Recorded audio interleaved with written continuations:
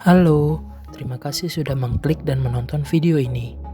Di channel ini, setiap cerita yang kami hadirkan bukan sekedar kisah kriminal. Di balik setiap peristiwa, selalu ada jejak dan misteri yang perlahan mengungkap kebenaran. Dalam video ini, kami mengajak kalian semua menelusuri setiap detail kejadian dan memahami bagaimana fakta demi fakta akhirnya terungkap. So, pastikan kalian mengikuti cerita ini hingga akhir.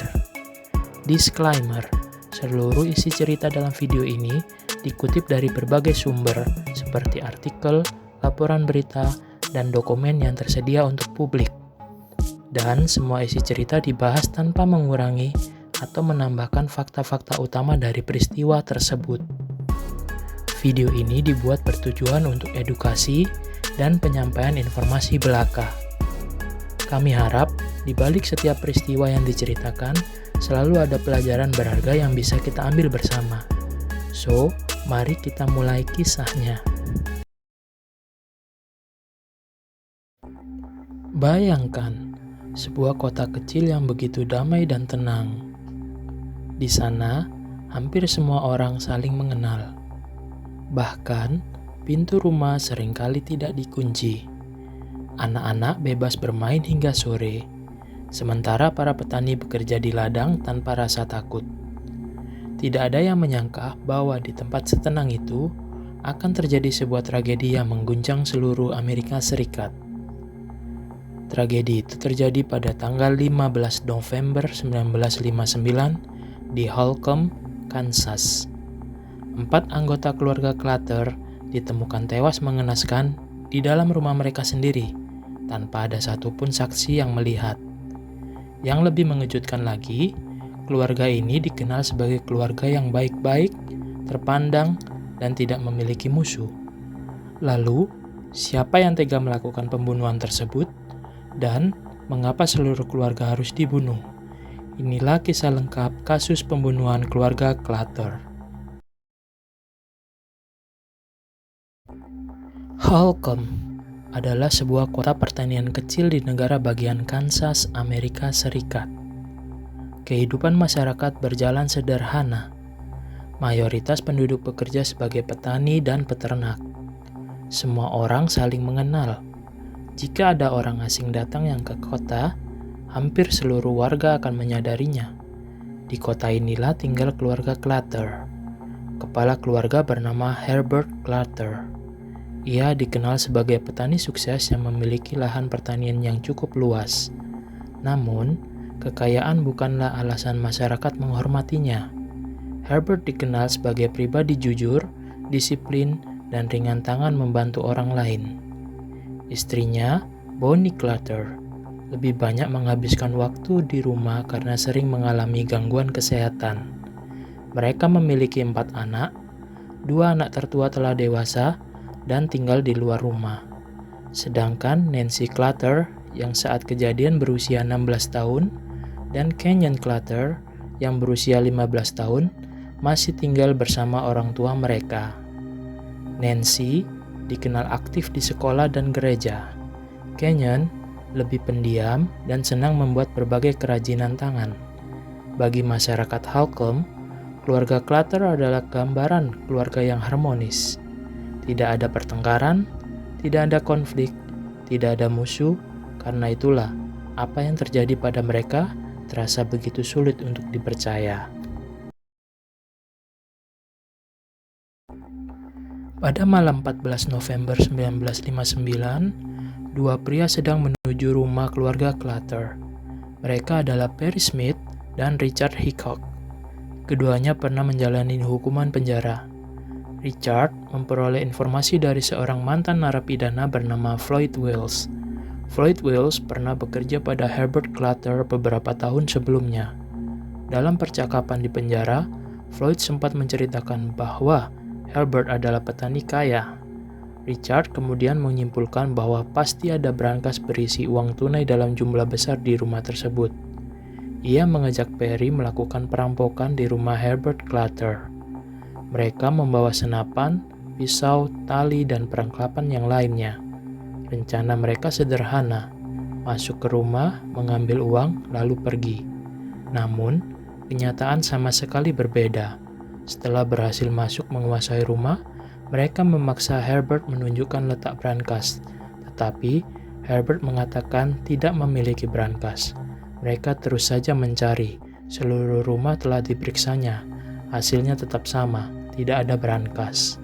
Tidak ada tumpukan uang, yang mereka temukan hanya uang tunai sekitar 40 hingga 50 dolar. Kemarahan mulai muncul. Rencana yang mereka susun ternyata sia-sia. Mereka kemudian mengikat setiap anggota keluarga agar tidak saling melihat. Para korban dipisahkan ke ruangan yang berbeda. Dalam waktu singkat, satu demi satu korban ditembak menggunakan senapan. Herbert menjadi korban pertama, disusul Kenyon, kemudian Nancy, dan terakhir Bonnie. Keempat anggota keluarga meninggal di rumah mereka sendiri. Setelah itu, kedua pelaku meninggalkan lokasi hanya dengan uang dalam jumlah sangat kecil. Pagi hari berikutnya, Nancy tidak datang ke gereja seperti biasanya. Beberapa temannya merasa heran. Mereka memutuskan mendatangi rumah keluarga Clutter. Saat memasuki rumah, mereka menemukan tubuh Nancy yang sudah dipenuhi dengan bercak cairan merah. Dalam keadaan panik, mereka segera keluar dan meminta bantuan. Polisi datang tidak lama kemudian. Saat memeriksa seluruh rumah, penyidik menemukan 3 korban lainnya. Seluruh anggota keluarga telah meninggal. Pemandangan di dalam rumah membuat semua orang terdiam. Tidak ada tanda perampokan besar, tidak ada rumah yang berantakan, tidak ada barang berharga yang hilang. Mengapa seluruh keluarga dibunuh jika uang hampir tidak diambil? Pertanyaan itu menjadi awal dari misteri besar. Polisi segera memulai penyelidikan besar-besaran. Namun, sejak awal mereka menghadapi banyak kesulitan. Sidik jari yang ditemukan sangat sedikit. Tidak ada saksi yang melihat pelaku. Tidak ada tetangga yang mendengar sesuatu yang mencurigakan. Keluarga Clutter juga tidak memiliki musuh. Berbulan-bulan penyidik bekerja tanpa henti. Ratusan orang diwawancarai. Lebih dari 1.000 informasi diterima. Namun, hampir semuanya tidak mengarah ke pelaku. Kasus ini kemudian menjadi perhatian media nasional. Seluruh Amerika mengikuti perkembangan penyelidikan. Semakin lama kasus ini tidak terpecahkan, semakin besar pula tekanan terhadap polisi. Beberapa minggu kemudian, seorang mantan narapidana bernama Floyd Wills membaca berita pembunuhan keluarga Clutter. Nama keluarga itu langsung mengingatkannya pada percakapan yang pernah ia lakukan di penjara bersama Richard Hickok. Saat itu, Richard sangat tertarik mendengar cerita tentang Herbert Clutter. Ia berkali-kali bertanya apakah Herbert menyimpan banyak uang di rumah. Semula, Floyd tidak menganggap percakapan itu penting. Namun, setelah membaca detail kasus, ia mulai merasa ada sesuatu yang tidak beres. Akhirnya, ia memutuskan menghubungi penyidik. Informasi dari Floyd menjadi titik balik penyelidikan. Untuk pertama kalinya, polisi memiliki nama orang yang layak untuk dicurigai. Penyidik segera mencari keberadaan Richard Hickok. Namun, ia sudah tidak berada di Kansas. Richard dan Perry terus berpindah-pindah dari satu negara bagian ke negara bagian lain. Mereka mencuri kendaraan, menggunakan identitas palsu, bahkan sempat pergi ke Meksiko sebelum kembali ke Amerika Serikat. Polisi menyebarkan informasi ke berbagai wilayah. Foto kedua pelaku dikirim ke banyak kantor kepolisian. Perburuan berlangsung selama berminggu-minggu. Setiap laporan baru diperiksa, setiap kemungkinan ditelusuri, hingga akhirnya keberadaan mereka berhasil diketahui. Tanggal 30 Desember 1959, polisi menemukan Richard Hickok dan Perry Smith di Las Vegas. Keduanya ditangkap tanpa perlawanan berarti. Penyidik kemudian memeriksa barang yang mereka bawa. Berbagai temuan membantu menghubungkan keduanya dengan pembunuhan keluarga Clutter. Saat pemeriksaan dimulai, Richard berusaha menyangkal semua tuduhan. Namun, Perry akhirnya memberikan pengakuan. Ia menjelaskan bahwa mereka memang datang untuk merampok. Mereka percaya akan menemukan uang dalam jumlah besar, tetapi Mengetahui tidak ada brankas dan hanya menemukan sedikit uang, situasi berubah menjadi pembunuhan. Pengakuan Perry menjadi bukti paling penting dalam kasus ini. Pada tahun 1960, persidangan dimulai.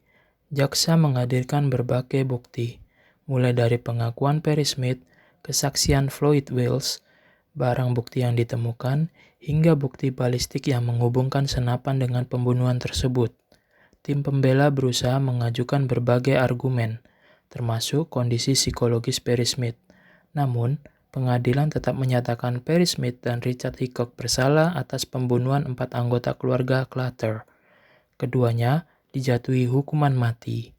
Setelah melalui proses banding selama beberapa tahun, hukuman itu akhirnya dilaksanakan. Pada 14 April 1965, Perry Smith dan Richard Hickok dieksekusi dengan cara digantung di penjara negara bagian Kansas. Kasus keluarga Clutter tidak hanya menggemparkan Amerika. Kasus ini juga mengubah sejarah dunia kriminal. Tragedi tersebut menginspirasi penulis Truman Capote untuk menulis buku In Cold Blood dan kemudian menjadi salah satu karya paling berpengaruh dalam genre true crime. Hingga kini, nama keluarga Clutter tetap dikenang sebagai simbol sebuah tragedi yang terjadi tanpa alasan yang sebanding dengan penderitaan yang ditimbulkan.